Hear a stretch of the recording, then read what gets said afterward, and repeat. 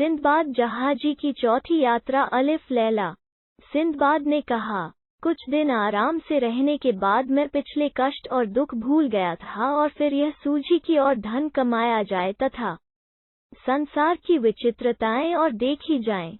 मैंने चौथी यात्रा की तैयारी की और अपने देश की वे वस्तुएं जिनकी विदेशों में मांग है प्रचुर मात्रा में खरीदी। फिर मैं माल लेकर फारस की ओर चला। वहां के कई नगरों में व्यापार करता हुआ मैं एक बंदरगाह पर पहुंचा और व्यापार किया। एक दिन हमारा जहाज तूफान में फंस गया। कप्तान ने जहाज को संभालने का बहुत प्रयत्न किया किंतु संभाल न सका। जहाज समुद्र की तह से ऊपर उठी पानी में डूबी एक चट्टान से टकराकर चूर चूर हो गया। कई लोग तो वहीं डूब गए किंतु मैं और कुछ अन्य व्यापारी टूटे तख्तों के सहारे किसी प्रकार तट पर आ लगे। हम लोग एक द्वीप में आ गए थे। इधर उधर घूमकर हम लोगों ने वृक्षों के फल तोड़ तोड़ कर खाए और अपनी भूख मिटाई। फिर हम समुद्र तट पर आकर लेट गए और अपने दुर्भाग्य को कोसने लगे। किंतु इससे क्या होना था, हमें नींद आ गई और रात भर गहरी नींद में सोते रहे। सवेरे उठकर फिर द्वीप में घूमने और फल आदि इकट्ठा करने लगे। अचानक काले रंग के आदमियों की एक बड़ी भीड़ ने हमें घेर लिया। उन्होंने हमारे गले में रस्सियां बांध दी और भेड़ बकरियों की भांति हमें हाँक हाँक कर बहुत दूर पर बसे अपने गांव में ले गए। फिर उन्होंने हमारे सामने एक खाद्य पदार्थ रखकर इशारे से कहा कि इसे खाओ। मेरे साथियों ने बगैर कुछ सोचे समझे उसे पेट भर खाया और तुरंत ही नशे में मतवाले हो गए। मैंने वो चीज बहुत कम खाई और काले लोगों की हरकतों को ध्यान से देखने लगा।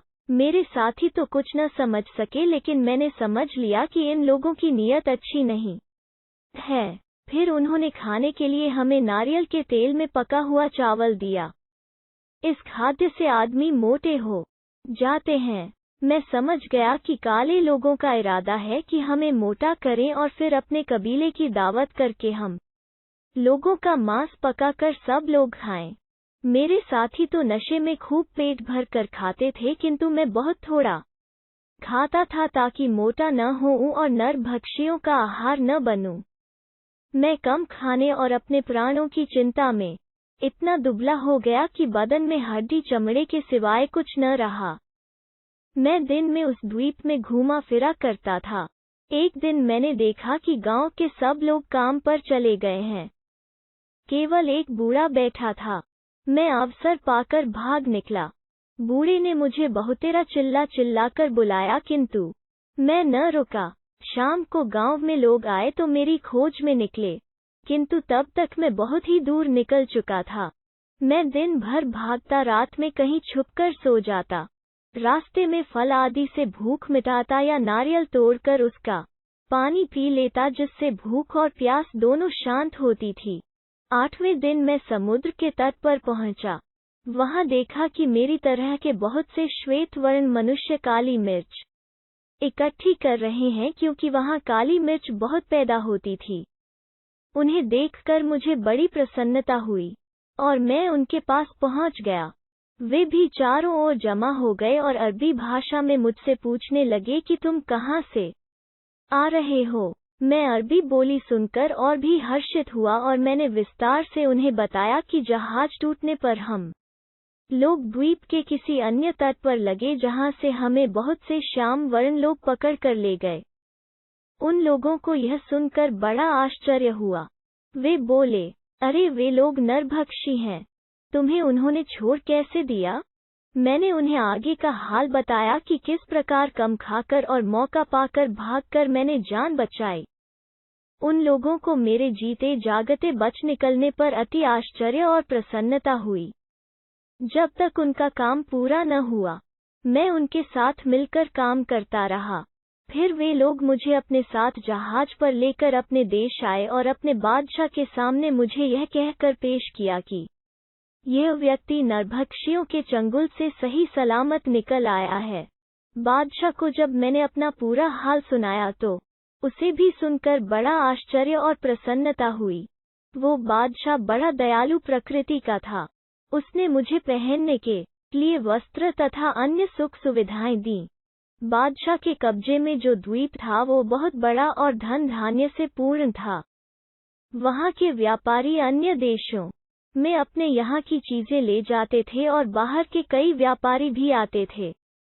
मुझे आशा होने लगी कि किसी दिन मैं अपने देश पहुँच जाऊंगा। बादशाह मुझ पर बड़ा कृपालु था। उसने मुझे अपना दरबारी बना लिया। लोग मुझे देखकर ऐसा बर्ताव करने लगे जैसे मैं उनके देश का निवासी हूँ। मुझे यह देखकर आश्चर्य हुआ कि वहाँ लोग बगैर जीन लगाम ही घोड़ों पर सवार होते थे। यहाँ तक कि बादशाह भी घोड़े की नंगी पीठ पर सवारी करता था। मैंने एक दिन बादशाह से पूछा कि आप लोग जीन लगाम लगाकर घोड़े पर क्यों नहीं चढ़ते? उसने कहा, जीन लगाम क्या होती है?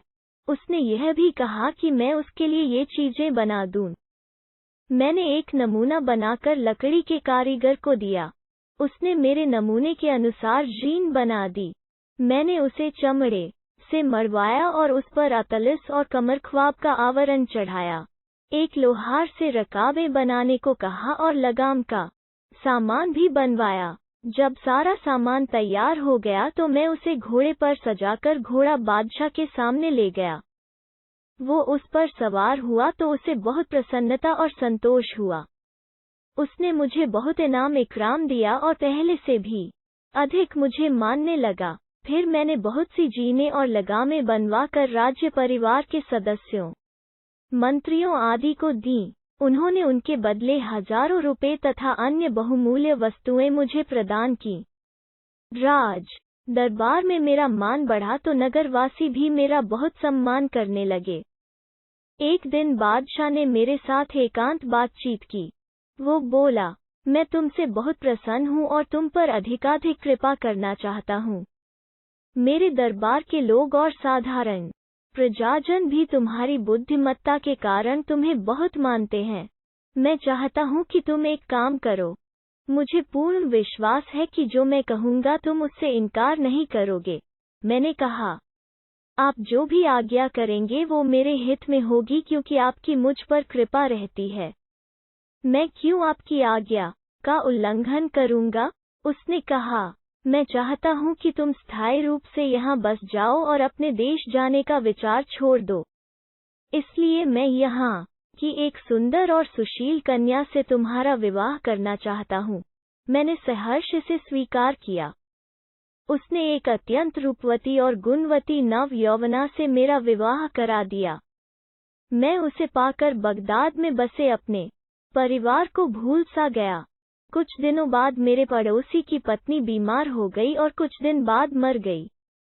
पड़ोसी से मेरी अच्छी दोस्ती थी, इसलिए मातमपुरसी को उसके घर गया। वो आदमी अत्यंत शोक में डूबा था और उसके आंसू ही नहीं थमते थे। मैंने उसे समझाया कि वो धैर्य रखे।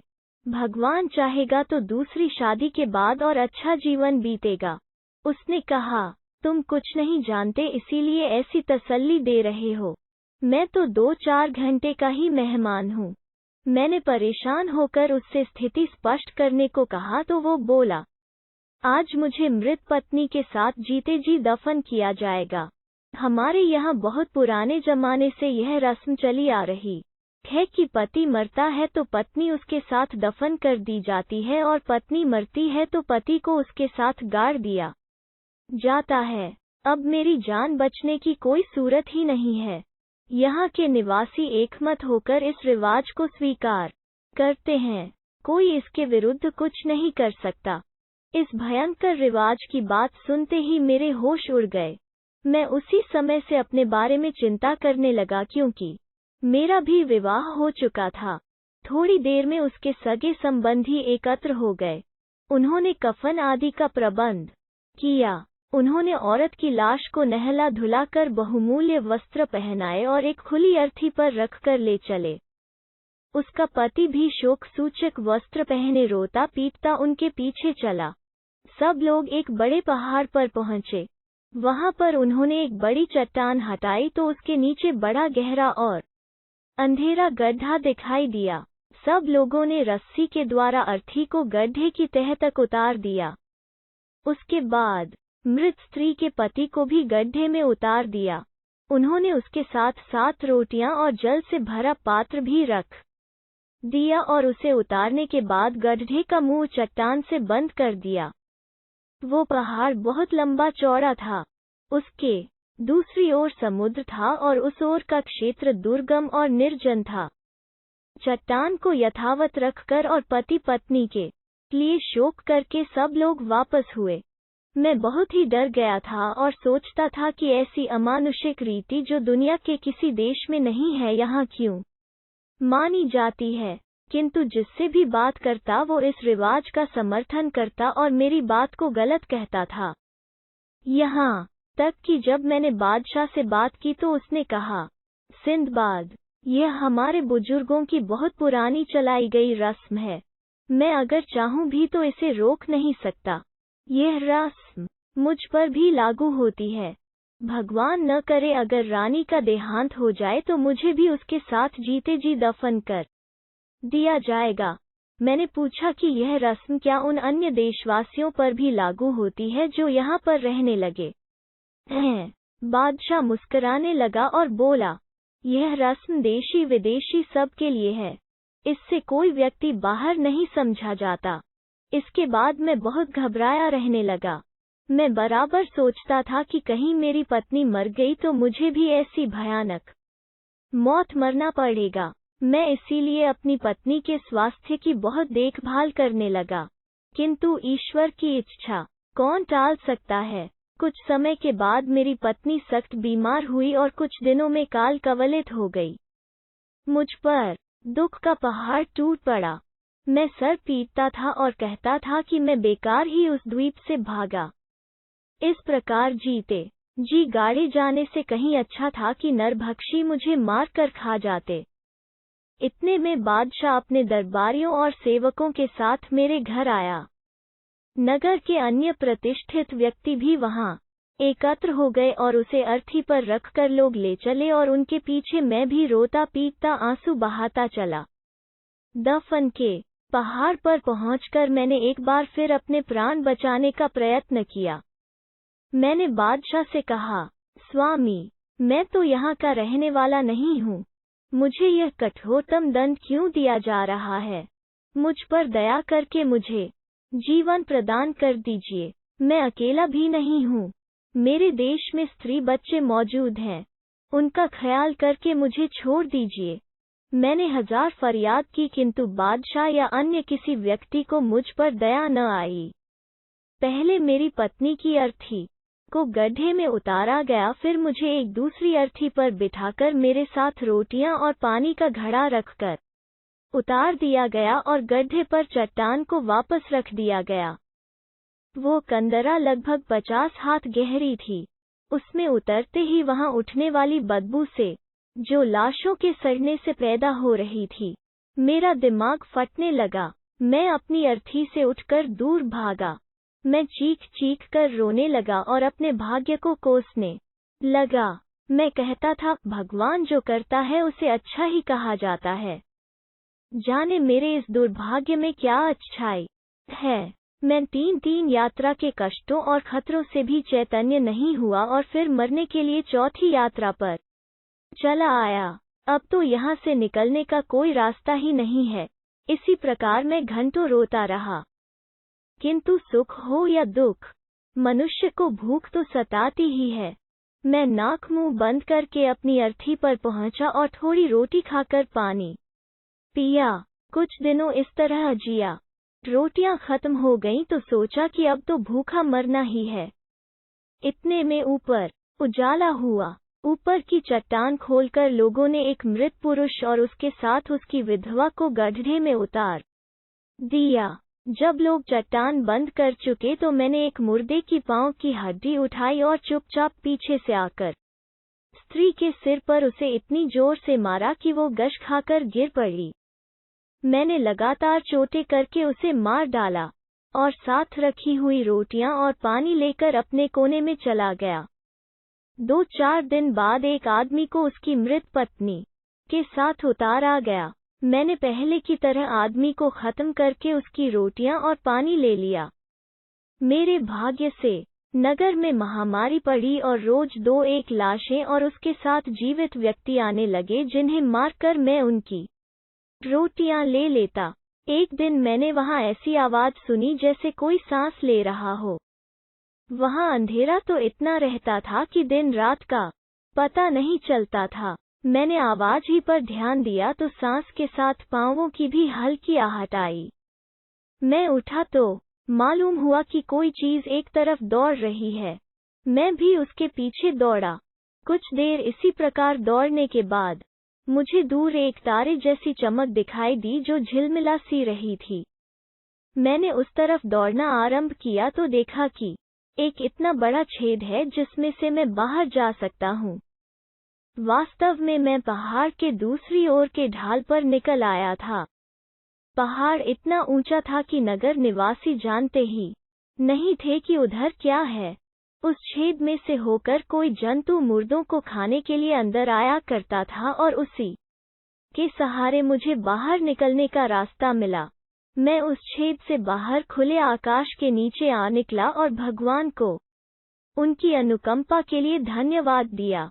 मुझे अब अपने बच निकलने की आशा हो गई थी। अब मैंने कुछ सोचना आरंभ किया क्योंकि अभी तक तो मुर्दों की दुर्गंध के कारण कुछ सोच नहीं पाता था।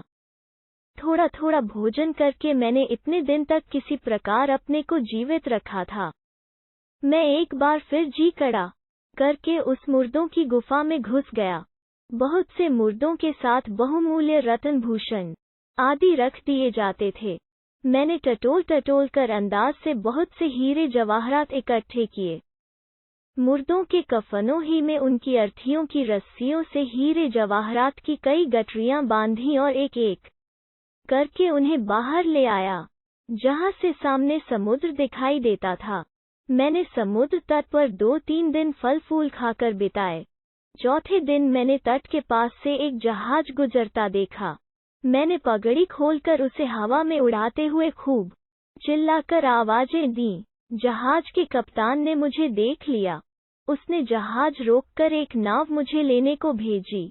नाविक लोग मुझसे पूछने लगे कि तुम इस निर्जन स्थान पर कैसे आए। मैंने उन्हें पूरा वृतांत सुनाने के बजाय कह दिया कि 2 दिन पहले हमारा जहाज डूब गया था। मेरे सभी साथी भी डूब गए। सिर्फ मैं कुछ तख्तों के सहारे अपनी जान और कुछ सामान बचा लाया। वे लोग मुझे गठरियों समेत जहाज पर ले गए। जहाज पर कप्तान से भी मैंने यही बात कही और उसकी कृपा के बदले उसे कुछ रत्न देने लगा, किंतु उसने लेने से इनकार कर दिया। हम वहां से चलकर कई द्वीपों में गए। हम सरान द्वीप से 10 दिन की राह पर स्थित नील द्वीप गए। वहां से हम कली द्वीप पहुंचे जहां शीशे की खानें हैं और हिंदुस्तान की कई वस्तुएं ईख, कपूर आदि भी होती हैं। कली द्वीप बहुत बड़ा है और वहां व्यापार बहुत होता है। हम लोग अपनी चीजें खरीदते बेचते कुछ समय के बाद बसरा पहुंचे, जहां से मैं बगदाद आ गया। मुझे असीमित धन मिला था। मैंने कई मस्जिदें आदि बनवाई और आनंद पूर्वक रहने लगा। यह कहकर सिंदबाद ने हिंदबाद को 400 दीनारें और दी और दूसरे रोज भी आने को कहा। अगले दिन सब लोग फिर एकत्र हुए और भोजनोपरांत सिंदबाद ने अपनी 5वीं यात्रा का वर्णन शुरू किया।